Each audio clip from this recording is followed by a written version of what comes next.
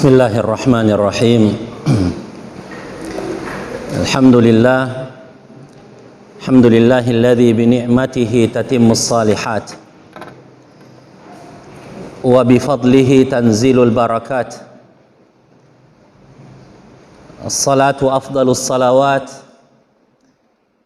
wassalamu atammut taslimat ala nabiyyil mab'uthi birrahmat wa ala alihi wa ashabihi at-tahirin ila yaumin tuzanu fihi al-hasanatu was-sayyi'at. Amma ba'd, ikhwani, akhwati, para jamaah dan anak-anakku para santri, semoga kita senantiasa mendapatkan taufik, tambahan hidayah, inayah dari Allah Subhanahu wa taala. Malam hari ini seperti yang telah kita janjikan, bahwa kita selalu berusaha untuk mengangkat kisah kepahlawanan sahabat-sahabat Rasulullah sallallahu alaihi wasallam dari waktu ke waktu. Kita mulai ceritanya ketika Rasulullah sallallahu alaihi wasallam wafat, bahwa kaum muslimin yang telah hidup bersama Rasulullah sallallahu alaihi wasallam, yang merasakan sumuwul akhlak, yang merasakan tingginya budi pekerti Rasulullah sallallahu alaihi wasallam, yang telah mendapatkan rekomendasi langit dengan firman Allah Subhanahu wa taala, wa innaka la'ala khuluqin azim. Sesungguhnya engkau, wahai Muhammad, adalah manusia yang memiliki akhlak yang agung. Ya, bukan sekedar akhlak karimah. Ya, akhlak karimah kita semua dituntut berusaha untuk menerapkan akhlakul karimah. Tapi Rasulullah sallallahu alaihi wasallam memiliki khuluqun azim. Ya. Kalau kita dizalimi kemudian membalas, itu hak kita dan itu tidak keluar dari akhlakul karimah. Ya. Faman i'tada 'alaikum fa'tadu alaihi bimithli ma'tada alaikum. Kalau ada orang yang menganiaya kamu, menzalimi kamu, lantas engkau membalas kezaliman itu sekedarnya sama dengan kezaliman yang dilakukan oleh orang, itu tidak mengeluarkan kita dari akhlakul karimah. Kemudian kita memaafkan orang. Yang luar biasa itu ketika ada yang menzalimi kita, lantas kita berbuat baik terhadap dia. Ya, itu yang luar biasa dan itulah yang selalu dipilih oleh Rasulullah sallallahu alaihi wasallam. Ya, ibaratnya orang melempari mangga itu dilempari dengan batu, tapi justru mangga melempari dengan buah. Ya. Itulah Rasulullah sallallahu alaihi wasallam. Akhlak budi pekerti yang agung. Ya. Beliau senantiasa menjabarkan perintah-perintah Al-Quran. Kalau dalam surah Ali Imran, ya, kriterianya orang bertakwa yang disebutkan dalam surah Ali Imran, bahwa uiddat lil muttaqin alladzina yunfiquna fis sarai wad dharra wal kaziminal ghaiza orang menahan kemarahan. Jadi orang itu tidak ada yang tidak punya kemarahan, ya. Tidak boleh orang tidak punya marah. Tidak normal orang yang tidak punya marah. Yang terpuji itu adalah orang al-kazim al-ghaiz, orang yang menekan marahnya, melawan marahnya. Marah juga. Ya. Rasulullah sallallahu alaihi wasallam marah, tetapi maka yantaqim li nafsihi. Tidak pernah Rasulullah itu balas dendam untuk dirinya. Tapi beliau akan merah padam mukanya kalau ada batas-batas Allah yang diinjak. Batas-batas Allah yang dilewati, itu akan merah padam mukanya Rasulullah sallallahu alaihi wasallam. Tapi makana yantaqim li nafsihi. Ya. Wal kazimin al-ghaiza wal 'afina 'anil nas. Menahan marah, memaafkan manusia. Wallahu yuhibbul muhsinin. Allah cinta terhadap orang-orang yang berbuat baik. Jadi itu tahapannya, menahan marah, memaafkan orang, kemudian berbuat baik terhadap orang yang dimarahi. Itu berat, ya. Kalau kita ungkapannya, umpamanya ada orang yang berbuat zalim kepada kita, lantas kita disuruh maafkan, itu masih pertengahan. Tapi kalau kita disuruh berbuat baik, pasti apa yang keluar dari kita? Porena, ya. Kalau orang Jakarta enak aja, ya. Itu yang biasanya terlontar pada kita ketika kita disuruh untuk orang yang berbuat tidak baik kepada kita, lantas kita diminta untuk berbuat baik. Rasulullah sallallahu alaihi wasallam selalu melakukan lebih, ya. Lebih. Ya, sering saya sampaikan kesaksiannya Anas bin Malik, ya, manusia yang paling bisa dianggap paling dekat dengan Rasulullah karena beliau adalah pelayannya Rasulullah. Pelayannya Rasulullah sallallahu alaihi wasallam. 10 tahun bersama Rasulullah. Khadimtu Rasulullah sallallahu alaihi wasallam 10 sinin. Saya menjadi pembantu di rumahnya Rasulullah kurang lebih 10 tahun. Ya. 10 tahun kebersamaan itu luar biasa. Kalau Umar bin Khattab ingin mengetahui seseorang, ingin mengetahui karakternya seseorang, antara lain disuruh melakukan perjalanan selama 3 hari bersamanya. Jadi kalau kita mau tahu karakternya manusia, lakukanlah safar bersamanya 3 hari. Di situ akan kelihatan itu. Ya, kalau ada orang seke, kelihatan sekenya.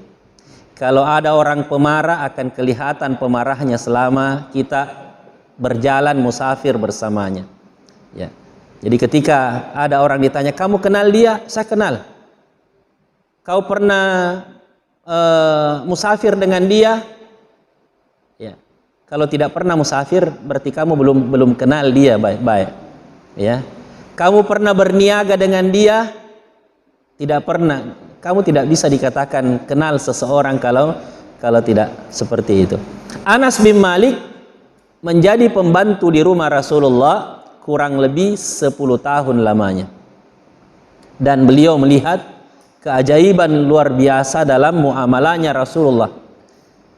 Anas bin Malik tidak pernah dimarahi, ya. Tidak pernah dimarahi selama 10 tahun. Ya. Dan begitu juga semua kesaksian-kesaksian sahabat, sehingga mereka menyimpulkan, termasuk Aisyah radhiyallahu anha, ketika ditanya, "Kaifa kana khuluqun Nabi sallallahu alaihi wasallam?" Bagaimana akhlaknya Rasulullah sallallahu alaihi wasallam? Aisyah radhiyallahu anha menjawab, "Kana khuluquhu al-Qur'an." Kalau kau mau melihat Al-Quran betul-betul Al-Quran, lihatlah Rasulullah sallallahu alaihi wasallam. apa yang termaktub dalam Al-Quran, itulah karakter Rasulullah Sallallahu Alaihi Wasallam. As-suhbah, kebersamaan dengan Rasulullah Sallallahu Alaihi Wasallam ini sangat berbekas. Pernah juga saya sampaikan bahwa semua sahabat itu merasa dialah yang paling dekat kepada Rasulullah. Ya. Coba perhatikan hadis-hadisnya, riwayat-riwayatnya sahabat. Banyak yang mengklaim bahwa dialah yang paling dekat dengan Rasulullah. Karena Rasulullah ketika bermuamalah dengan seseorang sama dengan muamalahnya kepada yang lain. Dan bukan mujamalah, ya. Tidak, Rasulullah tidak mujamalah, itulah aslinya. Ya. Kalau kita sering-sering mujamalah, apalagi kalau dengan atasan, ya. Apalagi dengan atasan. Saya hari ini ketemu dengan salah seorang teman yang sebelum atasannya itu menjadi atasannya, dia sudah akrab. Jadi dia sudah terbiasa memanggilnya dengan panggilan, ya kebetulan temannya itu orang Jawa, dia terbiasa panggil Mas. Ya, lalu temannya ini menjadi atasannya, ya mungkin setingkat kepala dinas lah atau apa. Di ruang pertemuan resmi dia selalu keceplosan, Mas, ya. Biasa ditegur sama temannya, Pak Kadis itu. Oh iya, di Pak Kadis. Ya. Akhirnya temannya itu mengatakan, saya butuh orang-orang seperti kamu. Karena ya kau tahu kalau ada jabatan selalu yang manis-manis kita lihat di depan kita. Ini realita kehidupan kita. Tapi Rasulullah Sallallahu Alaihi Wasallam tidak senang mujamalah. Dia perlakukan orang semuanya baik. Sampai ada sahabat yang pernah kita sampaikan juga di sini, ada sahabat yang saking penasarannya dan dia juga yakin bahwa pasti saya yang paling dicintai oleh Rasulullah. Ya. Saya yang paling dicintai oleh Rasulullah. Bagaimana Rasul mengajak ketika dia berbicara dengannya, bagaimana ketika Rasulullah menyuruhnya, bagaimana, sehingga dia klaim dalam hatinya, pasti kalau saya tanya Rasulullah, siapa yang paling kau cintai, pasti dia akan mengatakan kamu. Akhirnya dia tanya, betul dia tanya karena penasaran. Ya Rasulullah, man ahabbun nas ilaik? Siapa orang yang paling kau cintai? Rasul mengatakan, Aisyah. Maksud saya Rasulullah dari kalangan laki-laki. Ya, itu istrimu sudah jelas. Saya ingin dari kalangan laki-laki. Rasulullah mengatakan Abu Bakar. Setelah itu Umar. Setelah itu dia sebut semua nama-nama sahabat. Sahabat ini mengatakan, setelah Rasulullah menyebut beberapa nama dan tidak ada namaku, saya hentikan. Ya, saya hentikan tanya. Saya takut nanti 10-an orang disebut ternyata tidak ada namaku. Ya. Mungkin kalau kita ada di situ, mungkin kita akan kasih tahu sota duduk kok. Itulah Rasulullah Sallallahu Alaihi Wasallam di mata sahabat. Itulah Rasulullah Sallallahu Alaihi Wasallam di mata sahabat. Dan ketika Rasulullah Sallallahu Alaihi Wasallam meninggal, ibaratnya tidak sekedar seperti mati lampu, seperti siang tiba-tiba hilang mataharinya. Ya. Kehidupan sahabat seperti siang tiba-tiba hilang mataharinya. Ya, kalau kita lihat mendung mau hujan, bukan sekedar seperti itu, memang langsung mereka seperti mati lampu, hilang cahaya, hilang pegangan. Ya. Yang selama ini menjadi cahaya di tengah-tengah mereka tiba-tiba padam. Mereka tidak siap. Ya. Sampai kita dengarkan pernyataannya Umar tidak langsung ada di tempat ketika Rasulullah SAW meninggal, tapi dia dengar berita. Orang menyampaikan bahwa Rasulullah sallallahu alaihi wasallam qad iltahaqa birrafiqil a'la. Sudah kembali bertemu dengan Tuhannya. Apa kata Umar yang menunjukkan ketidaksiapannya menerima berita itu? Ya. Barang siapa yang mengatakan Muhammad telah mati, saya akan penggal lehernya dengan pedangku. Muhammad tidak mati.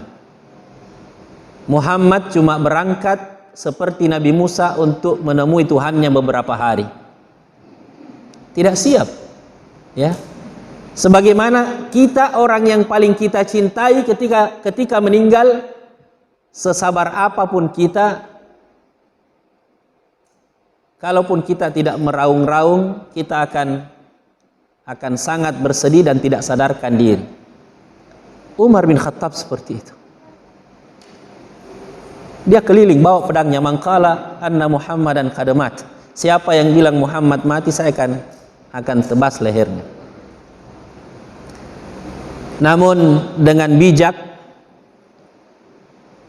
Abu Bakar As-Siddiq radhiyallahu anhu, dengan memberanikan diri dengan resiko ini, jangan-jangan betul-betul ini pedangnya Umar tiba-tiba mendarat di leher ini.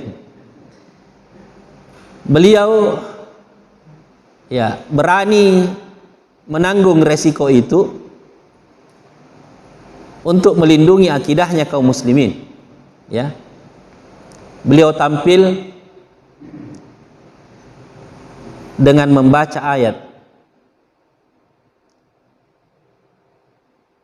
wa ma Muhammadun illa rasul qad khalat min qablihi rusul afa immata aw qutilan qalabtum ala a'qabikum. Muhammad itu tidak lain adalah seorang rasul. Afa immata aw qutila, apakah ketika ia mati atau dia terbunuh, kalian akan berpaling dari tumit-tumit kalian, kalian akan lari meninggalkan agama kalian? Muhammad sudah pasti akan mati. Ya, Muhammad pasti akan mati. Kullu nafsin za'iqatul maut. Dan sekarang saatnya Muhammad sudah mati. Ternyata efek daripada ayat yang dibacakan oleh Abu Bakar As-Siddiq tersebut, ya, seperti petir di telinganya Umar. Jadi salah satu kelebihannya Umar radhiyallahu anhu itu kana waqqafan inda kitabillah. Umar itu mengamuk bagaimanapun, yang penting kamu kasih ayat dan pada posisinya, pada tempatnya, dalilnya tepat, seperti apa ayam yang diusap-usap kepalanya. Ya. Apa kata Umar mendengarkan ayat itu? Sepertinya ayat ini saya tidak pernah baca sebelumnya. Seolah-olah ayat ini ayat baru turun. Padahal beliau hafal mati Al-Quran secara keseluruhan. Umar bin Khattab. Beliau mengatakan heran. Seperti ayat ini baru-baru diturunkan. Saya sepertinya tidak kenal ayat ini. Barulah beliau tersadarkan. Betul. Muhammad juga adalah manusia biasa sama dengan kita, yang mendapatkan wahyu, yang diangkat menjadi rasul, dan ada masanya dia akan mati setelah tugasnya selesai. Apa dampaknya para jamaah sekalian? Selain terhadap sahabat-sahabat dekat Rasulullah, orang-orang yang lain, ya, yang tadinya yadkhuluna wa ra'aitan nasa yadkhuluna fi dinillahi afwaja, kamu lihat manusia berbondong-bondong masuk ke dalam Islam, ternyata dengan kematiannya Rasulullah, ra'aitan nasa yakhrujuna min dinillahi afwaja. Manusia berbondong-bondong keluar dari agama Islam. Ya. Tatkala semuanya mendengar mati Muhammad. Ya. Seolah-olah santri mendengarkan liburan. Libur mi orang. Ya. Hampir tidak ada lagi kota yang bertahan keislamannya kecuali Mekah, Madinah, Taif. Selain itu, kelompok-kelompok kaum muslimin terpencar di mana-mana. Tidak lagi membentuk suatu komunitas selain Mekah, Madinah, Taif. Kelompok-kelompok tersebar di kabilah-kabilah. Tapi ya, sangat kelihatan orang rata-rata atau banyak yang keluar dari Islam. Sehingga disimpulkan oleh para sejarawan, tatkala Rasulullah sallallahu alaihi wasallam wafat, ada 3 bentuk kemurtadan yang terjadi waktu itu. Yang pertama, ada yang murtad memang keluar dari Islam. Keluar, tinggalkan Islam. Apa kembali ke agama musyrikin, atau kembali masuk Nasrani atau Majusi dan seterusnya. Memang keluar dari Islam. Itu kelompok yang pertama. Kelompok murtad yang kedua adalah masih menerima Islam sebagai agama, tapi mereka sudah tidak mau membayar zakat. Ya, rupanya dari dulu itu kewajiban yang paling berat yang dirasakan manusia, kewajiban yang terkait dengan harta.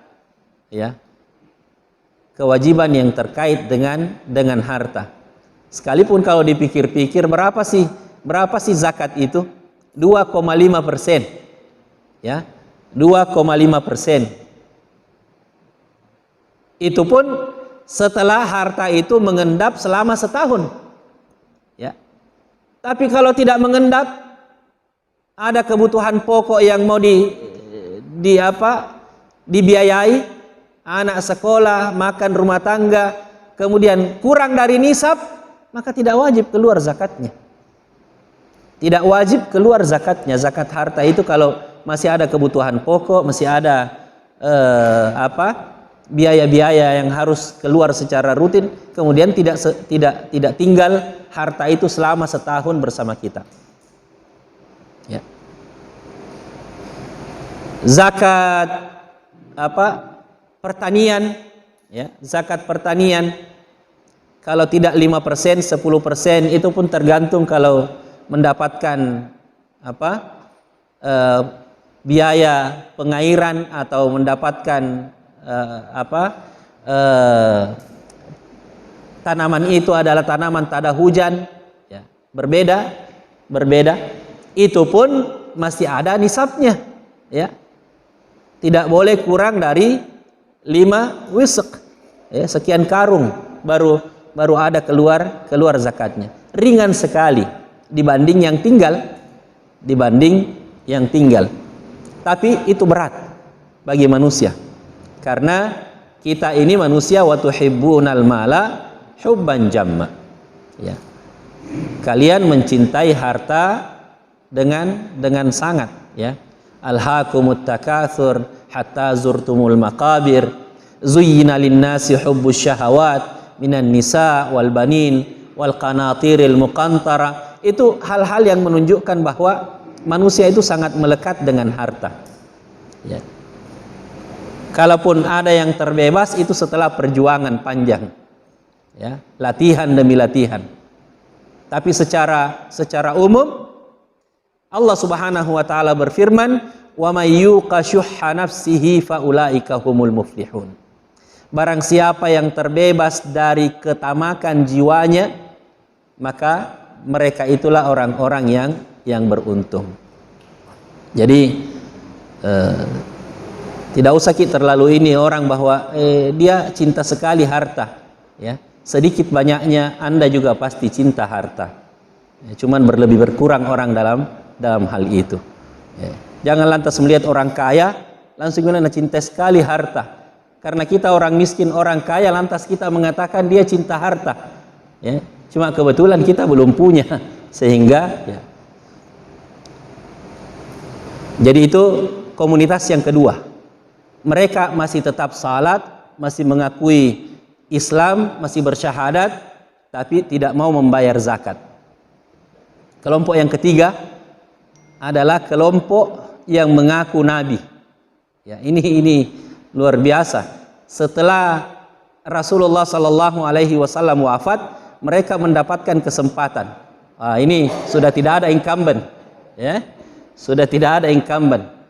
Kita bisa mencalonkan diri sebagai nabi. Ya. Ini yang mau dikasih tahu Purena, ya. Rasulullah sallallahu alaihi wasallam sudah khatamin nabiyyin.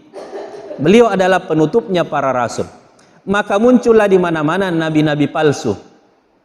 Ada Musailama al-Kadzab, ada Aswadul Ansi, ya, ada beberapa yang ya, termasuk ada wanita yang mengaku nabi ketika itu.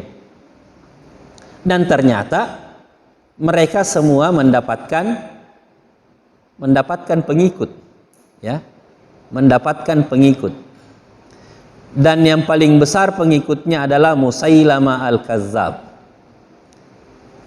Ya, bisa kita bayangkan kalau ada orang yang mengaku nabi kemudian mendapatkan pengikut dalam tempo yang singkat bisa sampai 40.000. Ya, 40.000 pengikutnya itu Musailama al-Kadzab.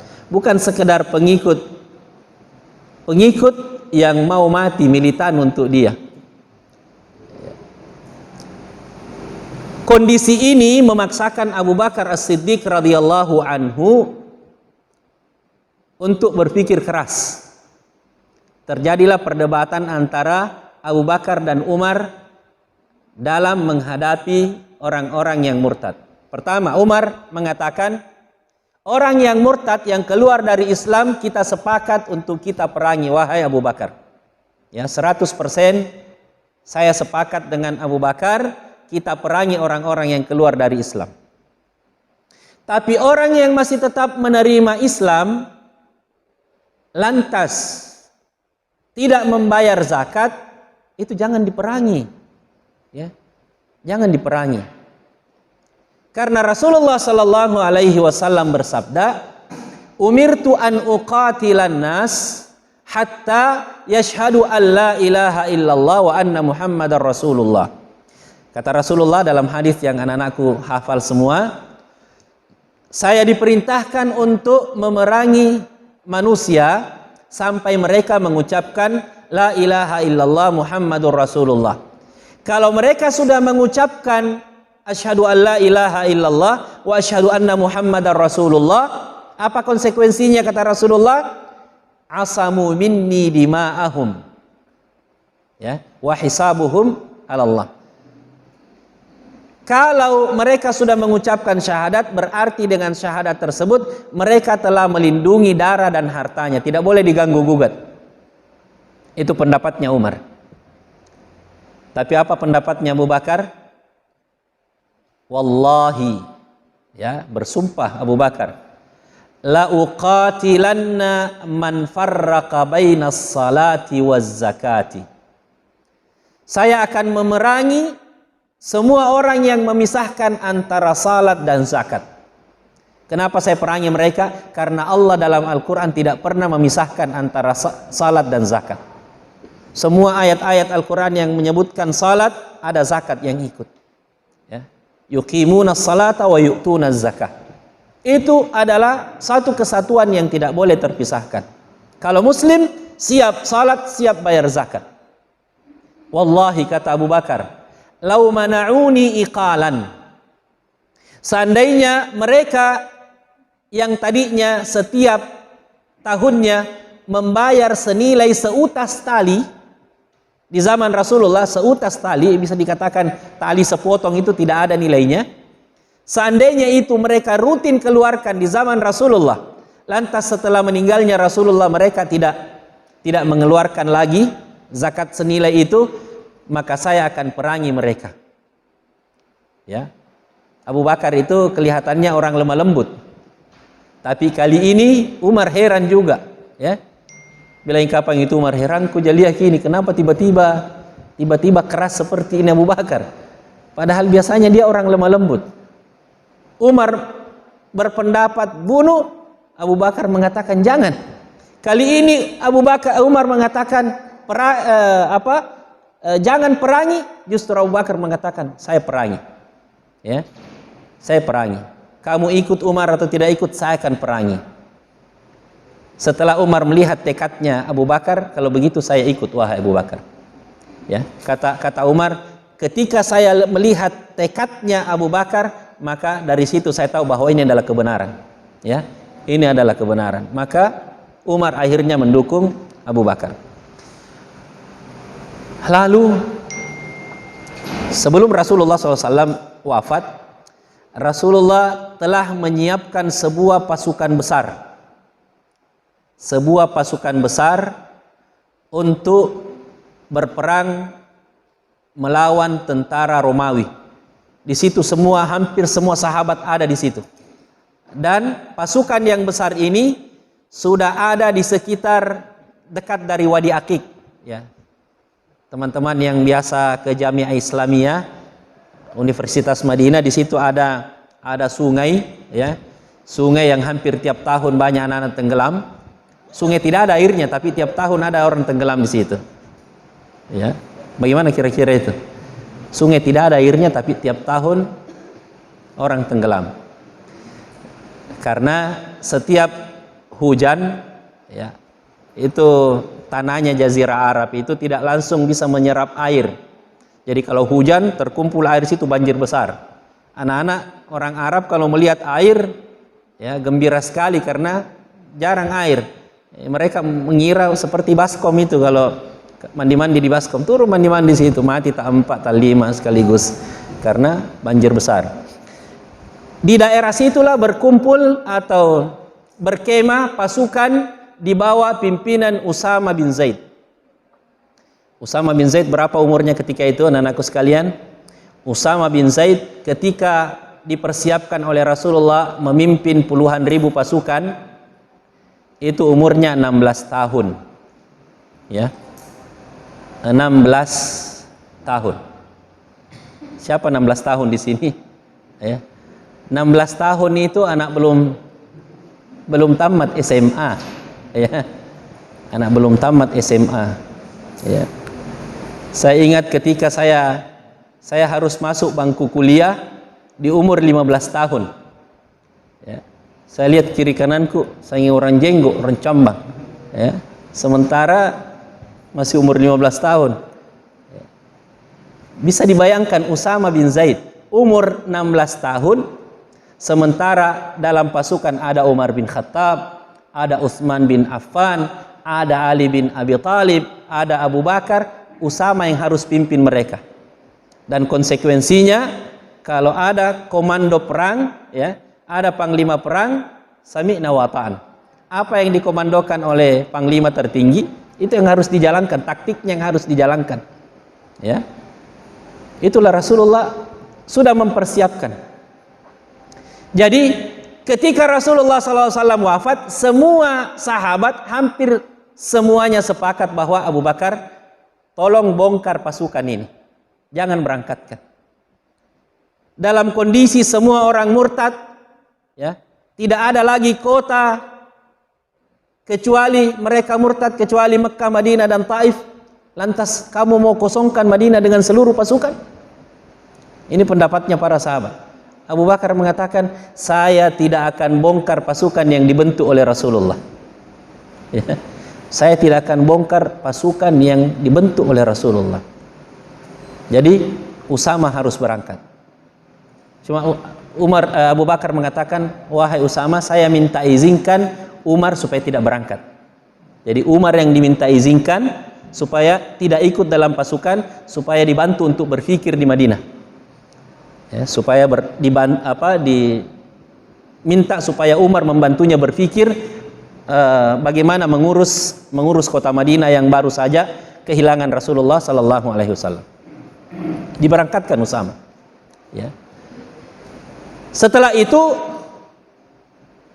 Abu Bakar membentuk 11 pasukan lagi. Jadi luar biasa ini, Abu Bakar habis-habisan bentuk 11 pasukan. Untuk apa?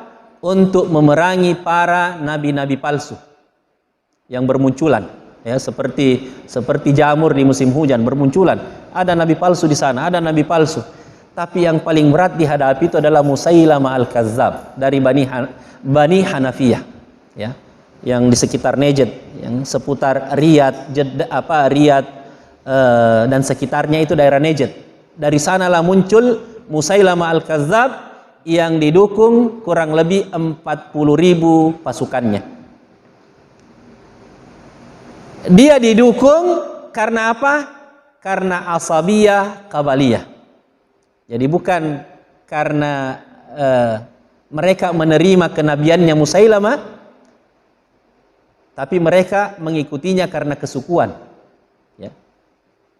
Mereka mengatakan, kami tahu bahwa Musailamah itu pembohong.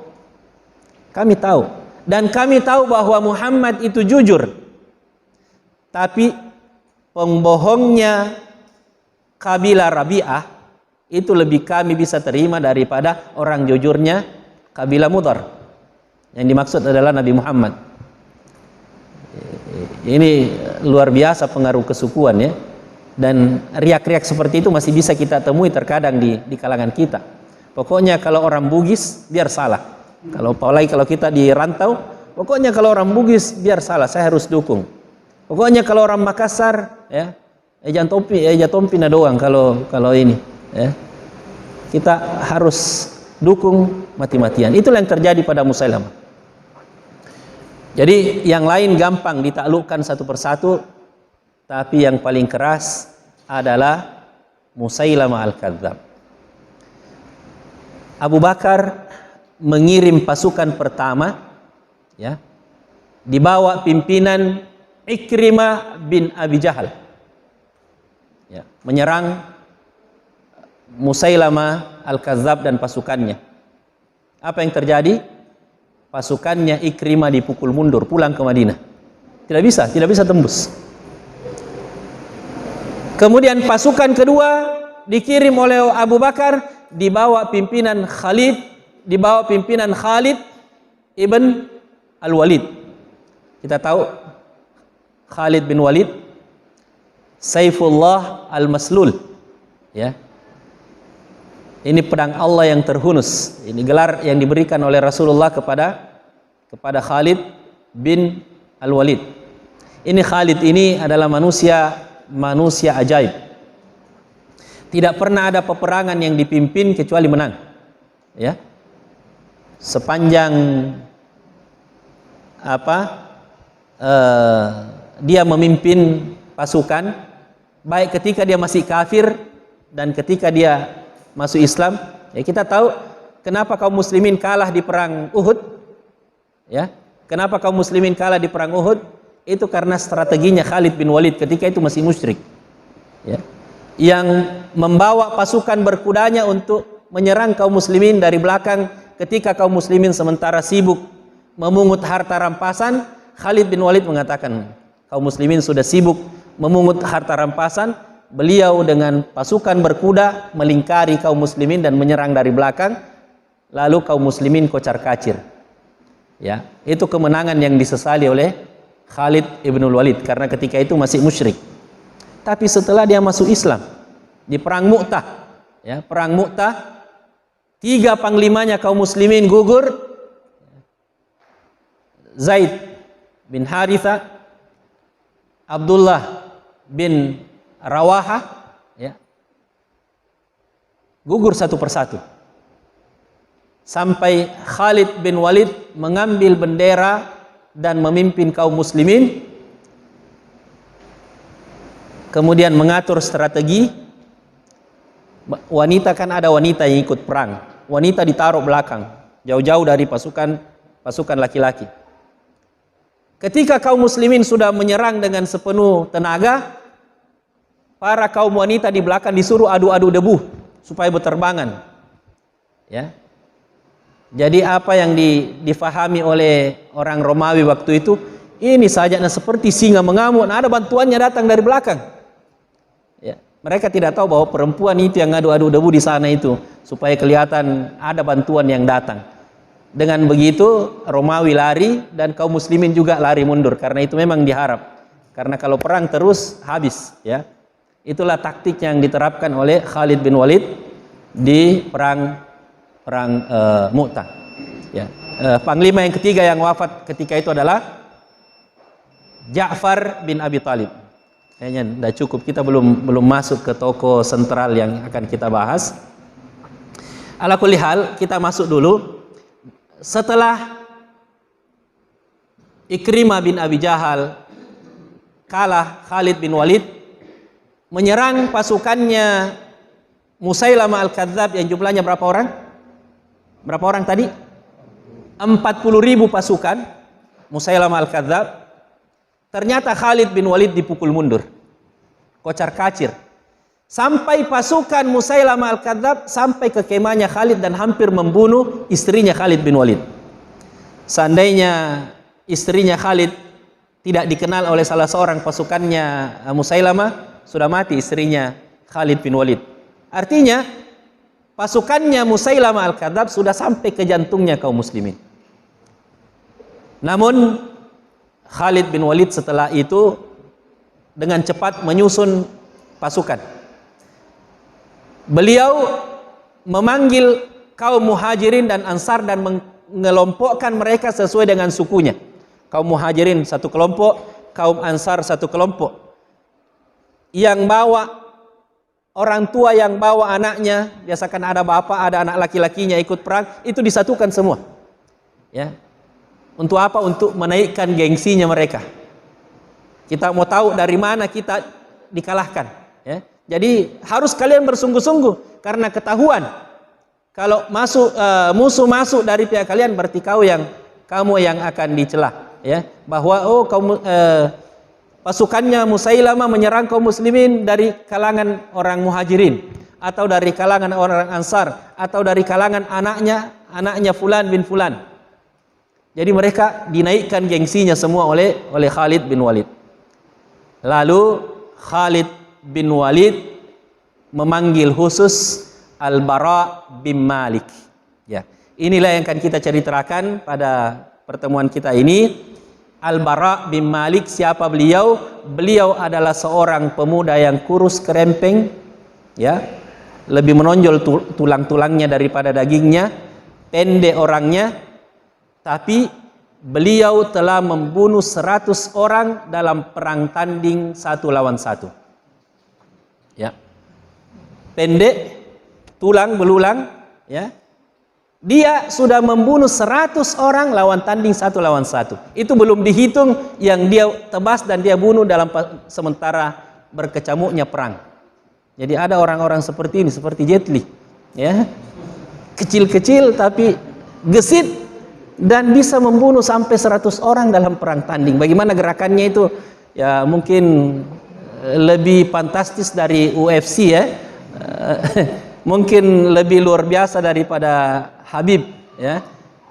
100 orang berhadap-hadapan 1 lawan 1, orang kurus. Ya, nanti kita lihat bagaimana beliau saking kurusnya dilemparkan di atas perisai yang bundar itu, kemudian didorong dengan tongkat, bisa terlempar sampai puluhan meter ke. Itu ringan sekali. Bisa membunuh 100 orang perang tanding 1 lawan 1. Ya. Insyaallah kita akan lebih jauh menelisik tentang Al-Bara bin Malik ini, bagaimana kiprah beliau dalam peperangan pada pertemuan selanjutnya. Subhanakallahumma bihamdik, asyhadu an la ilaha illa anta astaghfiruka wa atubu ilaik.